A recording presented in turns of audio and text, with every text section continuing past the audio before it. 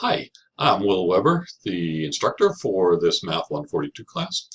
I want to take a look at the video. I want to take a look at the syllabus so that one, you will know what I'm expecting of you, and two, you can know what to expect from me. So here we go. Let me get myself out of the way, and let's take a look at the syllabus. This is Math 142, Pre-Calculus 2. We are section on line 1 in the fall of 2018. Prerequisite for this class is Math 141, a C or better. I should point out that my view of prerequisites is one of, well, I'm not only am I a math professor, at least I was an electrician, and in order to do electricity work in the state of Washington, you need to pass a test for the state, and they say you got to get a 70% or better on that test. I did, and I was an electrician for a while. And when you do a job, and then an inspector comes and inspects it, the inspector does not look and say, you know, you got 70% of the stuff right, so you're good. No. The inspector says, you got one thing wrong. Fix it. And you don't pass the inspection until you got 100% right. So although the 70% got you in here, you really need to know 100% of the prerequisite stuff. And, you know, I'll help you through your struggles with some of your previous work, but if you're doing previous work and you're getting it wrong, I'm going to say, fix it. Again, I'll help you fix it, but it needs to be fixed. All this stuff should just become, you don't have to think about, you know, you should be at the point now where you're 2 plus 3, you don't have to say 1, 2, 3, 4, 5, right? 5. Right? You can just do that, and there's other stuff. Algebra should get to the point where you don't even think about it, you just do it. You do it right. Okay, anyway, you of course made it to WAMAP. You know that this is 1809, 18099, and enrollment key is 142. Anyway, I am Dr. William T. Weber. My office is LDC 221. My office hours are Monday, Tuesday, Wednesday, Thursday from noon to 1, or by appointment. Even though this is an online class, you should feel free and encouraged even to come to my office and you know, sit down and get help here. If you're on campus, I'm here too. So online doesn't mean our only way of communicating is by online methods. You can come to my office and talk to me face to face, and I really encourage it. And my office hours, I have to post office hours, so I have to pick an hour. I'm really in my office from like 9:30 to 2 or 3 every day, not Fridays. So feel free to stop in. If my door's open, stop in. If it's closed, I'm probably making a video. But anyway, contact me, 383-3566, or email wweber@watcom. You can also contact me by just sending me a message within WAMAP. Right. So, yes, the textbook is the same textbook that you used for Math 141, Pre-Calculus. Mathematics for Calculus, 7th edition by Stewart, Redlin, and Watson. Course description, of course, we cover sections 5, 6, not in that order. We do 6, 5, 7, and 8. The bulk of this course is trigonometry.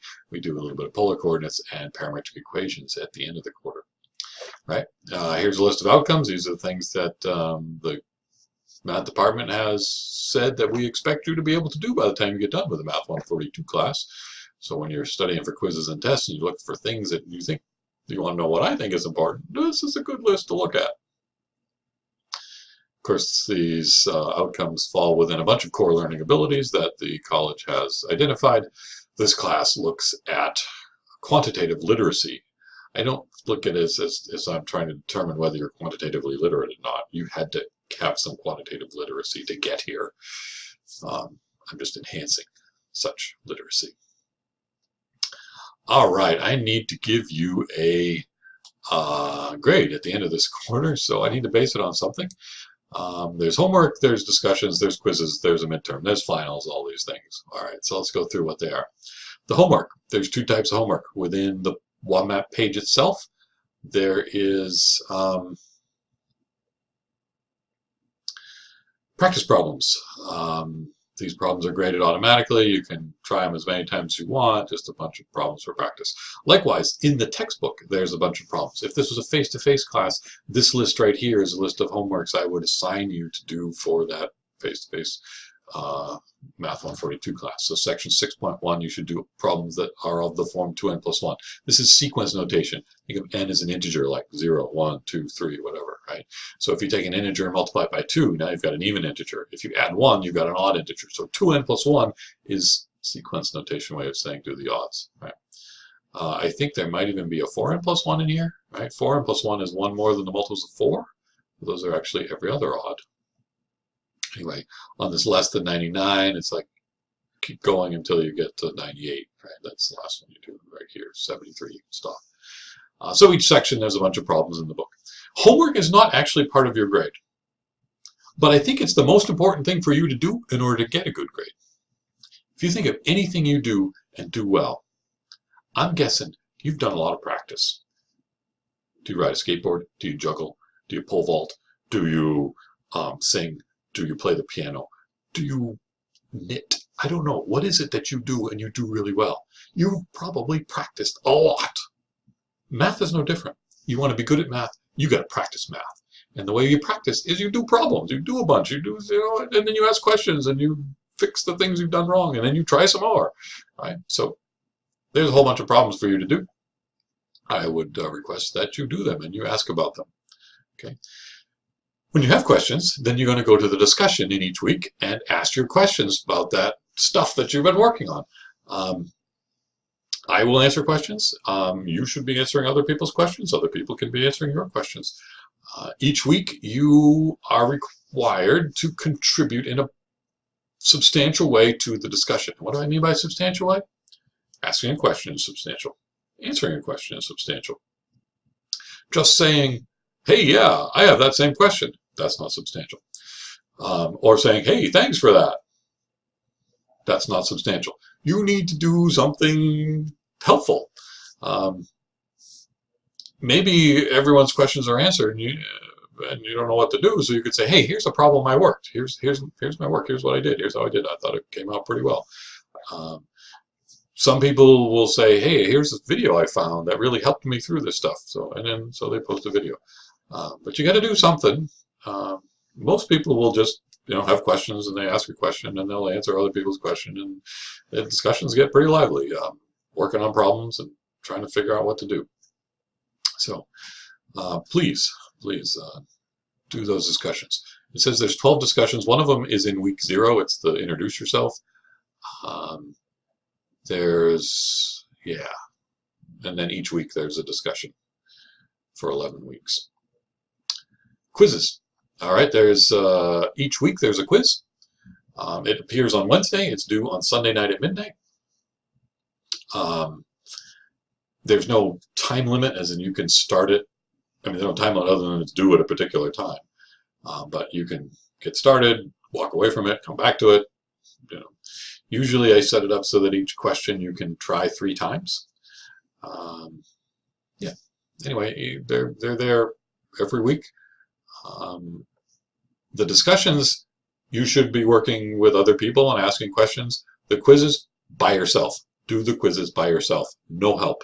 Not from the Math Center, not from me, not from anyone else in the class. Don't ask questions about the quiz. On the discussions, do the quizzes by yourself. Ask questions about the homework. Okay. There are also 2 what I call projects. They're assignments that I think are that important that I will give you, essentially more credit for. In week 2, there's this thing called the triangle assignment.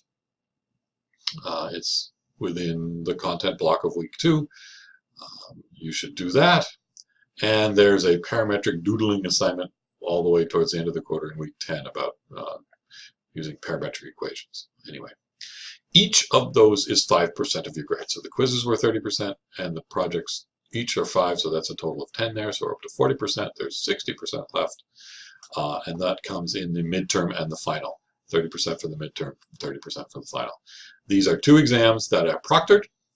The math department requires that all of our online classes have at least 50% of the grade proctored. So I do that by giving these 2 exams.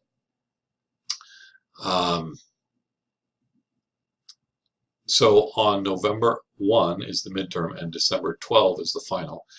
6 to 8 p.m. I'm going to ask you to come to campus and take the test. I don't know what room it's in yet. I'll figure it out.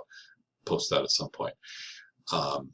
If you have conflicts and you can't come at those times, then arrange with me and we'll make other arrangements. I understand that people have really crazy schedules. That's why you're taking an online class. So anyway, if you have issues, we can use the testing center. You can take it earlier in the day, whatever. Some people even aren't even in the Bellingham area, and I've sent tests to testing centers at other community colleges where people have taken them in other places. I even had one student take one in Japan, Florida, things like that. So just let me know and we will figure out how to get the midterm and the final.